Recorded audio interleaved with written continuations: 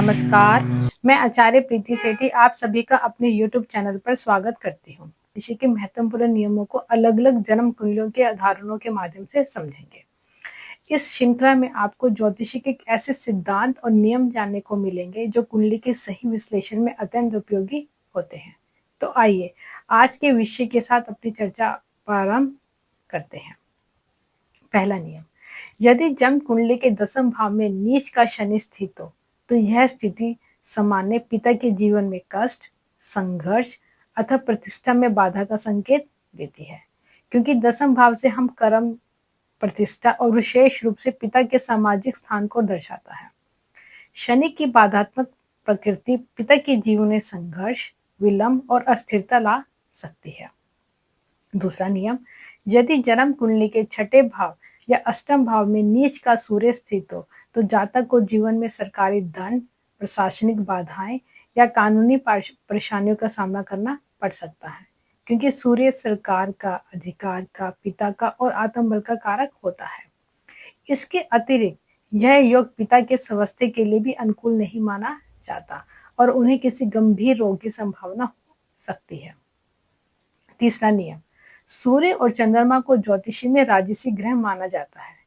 यदि जन्म कुंडली में सूर्य और चंद्रमा पर बृहस्पति की दृष्टि आ रही हो तो यह योग जातक को यश, सम्मान और सामाजिक प्रतिष्ठा प्रदान करने वाला माना जाता है।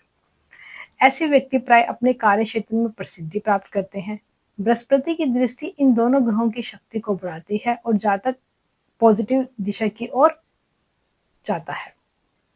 चौथा नियम, यदि जन्म कुंडली में सूर्य और चंद्रमा पर शनि की दृष्टि हो तो यह स्थिति जातक के जीवन में दुख, मानसिक पीड़ा, बाधाएं और कभी-कभी अपयश का कारण भी बन सकती है। ऐसे जातकों को जीवन में अधिक संघर्ष और मानसिक दबाव का सामना करना पड़ सकता है, क्योंकि इनका कारण यह है कि शनि सीमित करता है और देरी देता है, जिससे मानसिक और बाहरी चुनौतियां बढ़ जाती हैं।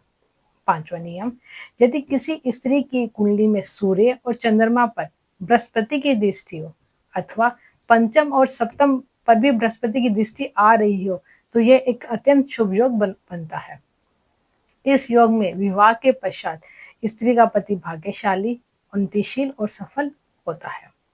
छठा नियम, यदि कर्क राशि या सिंह राशि में शुभ ग्रह स्थित हो और उन पर बृहस्पति की दृष्टि पड़ रही हो तो यह एक अत्यंत प्रभावशाली धन योग बन सकता है। ऐसे जातक को जीवन में धन, समृद्धि और भौतिक सुखों की प्रचुर मात्रा मिलती है और उसकी संभावना भी रहती है।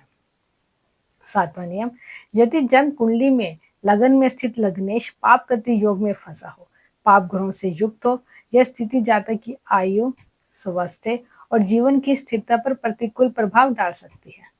ऐसे योग में आयु अपेक्षाकृत कम या स्वास्थ्य संबंधित चुनौतियां होने की संभावना अधिक रहती है। मैं आशा करती हूँ कि आज की यह जानकारी आप अपनी कुंडली के विश्लेषण में आपको अवश्य सहायक होगी। यदि ये वीडियो आपको अच्छा लगे तो लाइक, शेयर और सब्सक्राइब करना ना भूलें। अगले वीडियो में मैं आपको फलित ज्योतिषी के कुछ और महत्वपूर्ण नियमों पर हम चर्चा करेंगे। तब तक के लिए नमस्कार।